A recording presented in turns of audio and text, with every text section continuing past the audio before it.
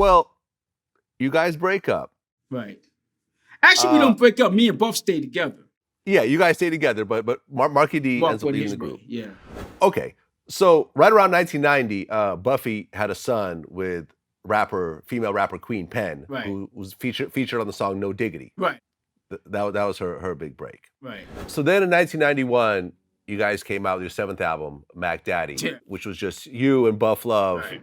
And then after that, you guys broke up. Right. Well, Mack Daddy came upon because we were running around like chickens with our heads cut off. There's no structure. We didn't have no management. It was just me and Buff, and we was just somebody came to Buff and offered him all this money and said, "You guys want to put the album together?" So I walked into an office one day, and Buff is sitting there with stacks of money, and I'm thinking there's some kind of drug deal about to go down. I'm like, "What's going on?" "Yo, D, that's yours. This is mine. We're gonna put an album together with these people." It was on Ichabod Records or something, and so we put an album together, and we didn't put no heart and soul into it. We just pretty much just went in the studio. We was knocking out songs every day. We did like maybe about 40 songs, and we picked the songs that were on the album. But it wasn't really no love into it. We didn't really put no effort into it. Like I said, I was pretty much done with the whole making songs anyway. It wasn't exciting no more because Mark wasn't there anymore. I just didn't have that love for it anymore. So I said, you know what, the hell with it. Let's just do it. It's pretty good money. I mean, I'm still young, so I'm looking at it like it's pretty good money, and I shouldn't have been looking at it like that because I should have been putting my heart and soul into it. But it is what it is. Well, you guys break up, and I think like the next year, the movie Boomerang comes out, and Chris Rock had that famous line. Yeah. This is an Eddie Murphy movie, so it's a big deal. He's like, man, first the Fat Boys break up, and now this. Sad. Yeah, I think Jay-Z used that on a song, too. Jay-Z, yeah, in Heart of the City, Ain't No Right. Love. Yeah, first the Fat Boys break up. Yep. Yeah. Prince Markie Dee drops a solo album around Right. that time. Swing My Way ended up being a hit. Right. But then 3 years later, December 10th, 1995, Right. Buffy was 28 years old at the time. Right. From what I understand, at 5'4", at this time he was 760 pounds. No, Buff wasn't that big. Buff was Well, Prince Markie Dee actually said that in a Sway interview. Right. No, I was with Buff. We went to this specific hospital. Mount Sinai was the hospital we went to in Manhattan. And Buff actually got on the scale. He was 633. 633. I was with Buff every time we went to the doctor to take care of his situation. And they gave Buff these huge water pills, this size. And within a week, he lost like 150 pounds of just pure water weight.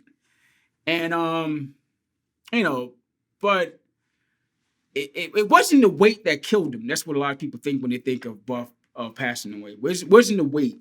Buff was fighting the flu really bad. He had the flu. He came down with the flu really bad, and he couldn't fight it. He couldn't shed it off. And he was putting together some music for our reunion album.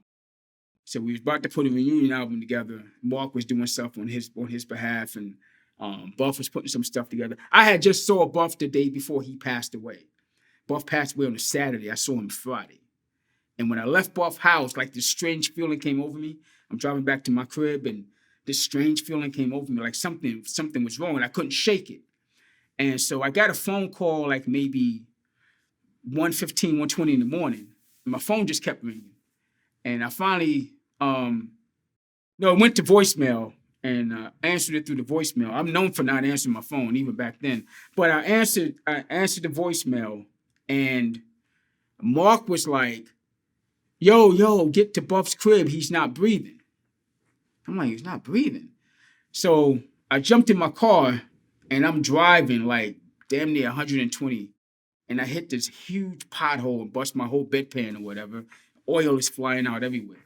And I get to his house, and I finally make it to his house, and he's like laid out with the he's dead. You know, he's passed away.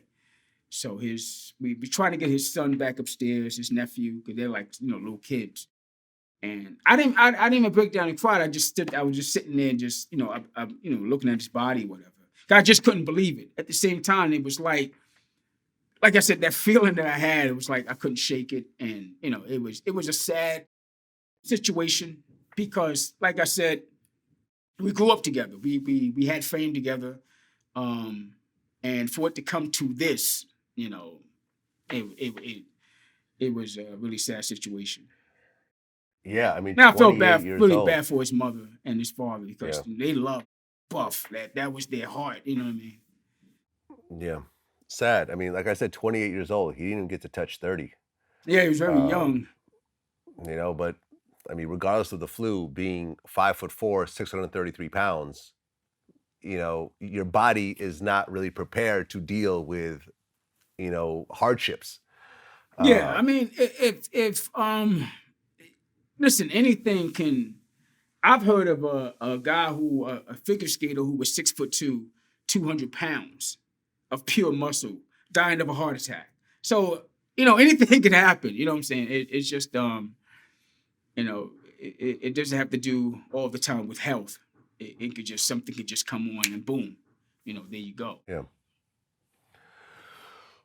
Well, was that a wake-up call? Because, like, how heavy were you at the time when that happened? When Buff passed? Yeah. I was like 190. Okay, so you were lighter. Yeah. So you had already been losing weight up until I was that losing point. weight since 87. Aha. Okay, so you didn't need that wake-up call. You were already knowing that you need to lose weight. My wake-up call came in Canada when I couldn't bend over to tie my shoe. And I said, enough is enough. So I went home. My mother, she didn't give a damn about that fat boy stuff. She wanted her child to live. So she just went with me on this journey to lose weight. And, you know, my weight fluctuates. I can gain weight, but I can lose weight quick because I know what to do. But, so I just made the conscious decision to start losing weight. I remember my manager one time saying that, you know, you're giving away false advertisement because you're losing too much weight. I'm like, dude, I mean, nobody's trying to be no damn 400 pounds, man. You know what I'm saying? So, you know,